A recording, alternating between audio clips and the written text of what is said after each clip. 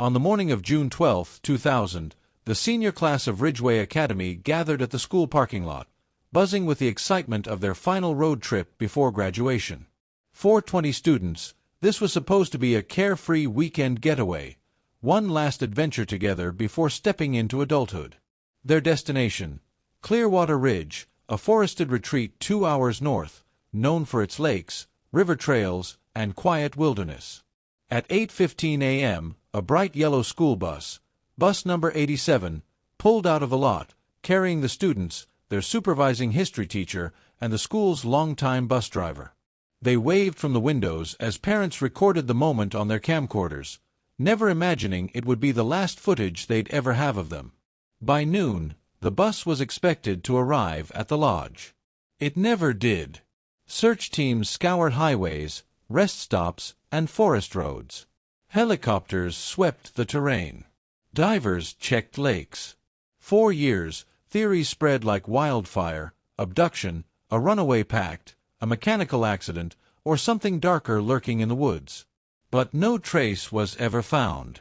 Everything changed 5 years later, when loggers working deep in the northern forest struck metal beneath the soil and uncovered a buried school bus. The first sign that something was wrong came at 12:48 p.m., when lodge staff at Clearwater Ridge phoned Ridgeway Academy to ask when the bus was expected to arrive. The receptionist assumed there had been a minor delay. Road construction. A flat tire. Nothing unusual. By 2 p.m., parents were calling the school in a panic. The highway patrol confirmed no accidents involving a school bus along the planned route. No emergency calls had been made from the driver's radio. No breakdowns had been reported. By 4:30 p.m., the school officially notified the police. 20 students, 1 teacher, and 1 driver had vanished. State troopers sent units along every mile of County Route 16, a lonely stretch of road weaving through dense woods and small logging towns. They interviewed gas station attendants, diners, toll booths, and people living in the 2 rural communities along the route. Nobody saw the bus. At 6:12 p.m., Lieutenant Grant Morgan, a veteran officer with 23 years of search and rescue experience, organized the first grid search. His team started near a fork in the road called Pine Hook Turn, a notorious trouble spot where drivers often got confused. But the forest around Pine Hook Turn was too quiet. No tire marks. No broken branches. No signs of a vehicle forcing its way off-road. Nothing. "We're missing an entire bus," Morgan muttered. "Not a bicycle. A bus." That night, helicopters equipped with thermal cameras flew over the expansive woods. The heavy canopy made visibility nearly impossible, but still, no heat signatures, no signs of movement, nothing. At 11:57 p.m., the search was suspended until daylight. Parents gathered in the school auditorium, crying, praying, and begging for answers. The superintendent assured them that every resource available was being used. But by morning, still no trace. News stations flooded the area. Headlines across the country exploded. 20 students vanish without a trace. Bus missing for 48 hours. Search intensifies. Authorities began questioning the bus driver's background, the teacher's personal life, and whether the students had planned a mass runaway. But each theory fell apart quickly. The driver was well-liked and had a perfect record. The teacher, Richard Calloway, was respected and had no reason to disappear. And the students, honor roll teens, athletes, shy kids, class clowns, had nothing in common except their school. By the 8th day, Lieutenant Morgan admitted what nobody wanted to hear. "We have searched every mile. That bus is not on this route." But if it wasn't, then where was it?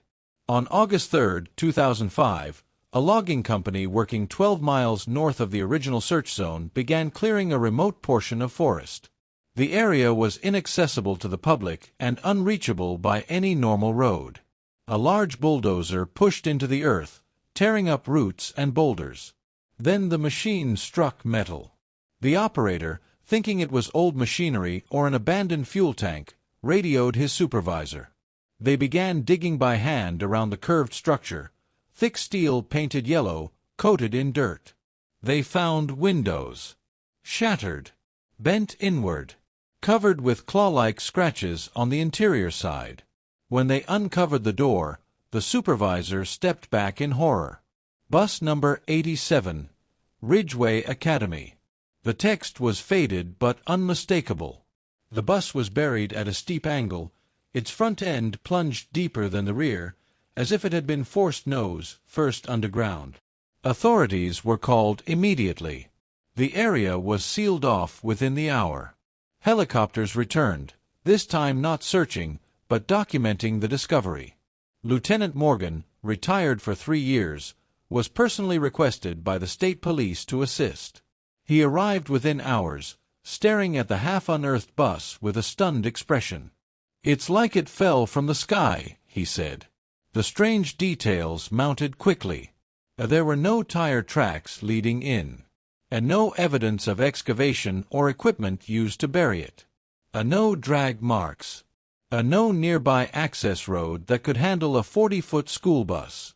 It was as if the forest had grown around it. When forensic teams cut open the warped emergency exit, a wave of stale, cold air blew out. Inside, the seats were torn apart. Personal items were scattered, backpacks, notebooks, a cracked camcorder, a watch still clasped around a wrist with no arm attached. But there were no bodies. Not one. 21 people had been on that bus. Their belongings were there, but the passengers were gone. The interior ceiling showed strange markings, thin, jagged scores like something sharp had scraped across it. Experts couldn't determine whether they were made by tools, metal, or something else entirely. And then they found the footprints. In the center aisle, leading toward the front of the bus, were sets of small, bare footprints, child-sized, but distorted. Toes longer than normal. Arches unnaturally high. And instead of heel impressions, the prints ended in sharp, pointed indentations. Morgan stared at them for a long time, unable to speak. Something had been inside that bus. Something that wasn't human. Among the scattered belongings was a muddy plastic camcorder, cracked but recoverable. Technicians extracted the tape and digitized it. The video shook violently, showing the interior of the bus. Students laughed and shouted, filming each other as they traveled along a wooded road. The timestamp, June 12, 2000, 10:42 a.m. "This is the boring part," one boy teased. "Wake me up when we get to the lake." The film showed exactly what investigators expected, teenagers having fun. Until 11:03 a.m. The bus jerked sharply. A girl screamed. The camera fell to the floor but continued recording. The students scrambled back into their seats. "What was that?" someone yelled. The driver's strained voice came through. "Everyone stay calm. Something just crossed the road." The camera was lifted again. It captured the forest outside, thick, dark trees blurring past. Then came a sound. A shrill, metallic screech. Not human. Not animal. Something piercing. The bus swerved violently. Students tumbled over each other. Someone near the camera whispered, "It's following us." The video cut to static, then resumed briefly. The final frame froze on the driver's terrified face in the mirror, his eyes wide, staring at something behind the bus, something the camera didn't catch. That was the last moment recorded. When the tape ended, the room full of investigators sat in silence. Morgan finally said, "Something forced them off the road." But no road existed where the bus was found. When forensic teams dug beneath the bus, they discovered a pocket of hollow earth, a naturally formed underground chamber roughly the size of a large barn. The bus had crashed through the surface into this cavern, landing at an angle but remaining partially buried by soil. Inside the chamber, investigators found evidence of movement. Footprints similar to the ones inside the bus. Scratches along the cavern walls. A large, dark stain in the center, dried blood. But the strangest discovery was a set of carvings on the rock. Not words. Not symbols. Shapes. 20 stick figures, arranged in a circle, surrounding a larger misshapen figure with elongated limbs. The figure had no eyes. No mouth. Just a stretched head and arms that bent at impossible angles. Experts couldn't determine the age of the carvings, but they appeared newer than the rest of the cave walls. As if someone, or something, had made them recently. One investigator whispered, "The students drew these." Another replied, "Or they were made for them." But a more unsettling question emerged.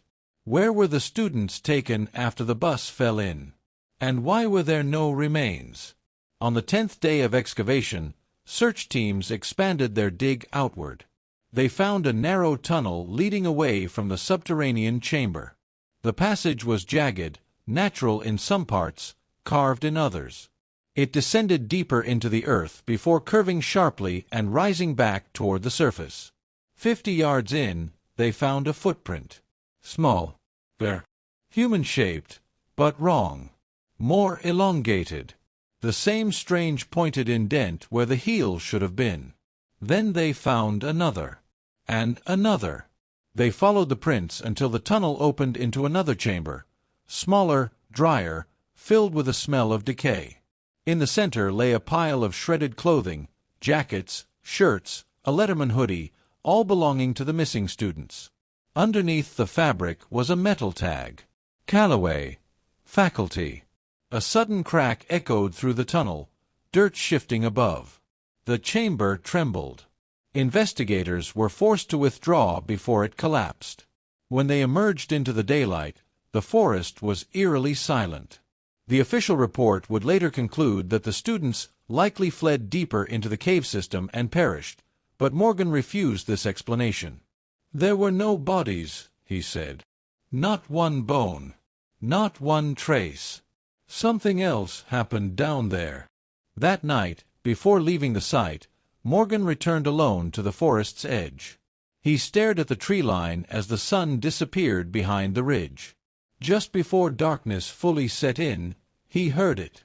A high-pitched screech from deep within the woods, the same piercing sound captured on the camcorder.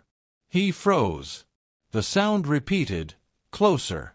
He backed away slowly, heart pounding. Something moved between the trees, a blur, low to the ground, fast. The screech echoed again. Morgan didn't stay to investigate. He never returned to the woods. The excavation at Clearwater Ridge was halted indefinitely. The forest was sealed off, labeled a restricted ecological zone to keep the public out. A fence was installed, along with armed security patrols. Officially, the state claimed ongoing landslide risk. Unofficially, those who worked the site knew the truth. Something lived beneath that forest. Something that took 20 students, a teacher, and a bus driver in 2000. Something that never returned their bodies. To this day, families leave flowers at a memorial outside Ridgeway Academy. The school retired bus number 87's number. Every few years, hikers report strange screams echoing through the northern woods. Others claim to see elongated figures moving in the trees at dusk. Authorities deny all of it. But the loggers who found the bus never returned to work after that day. Several developed night terrors, dreams of being watched by tall, faceless shapes in the dark. 21 people vanished without a trace. A bus was found buried in a forest miles from any road. And whatever caused it is still out there, waiting.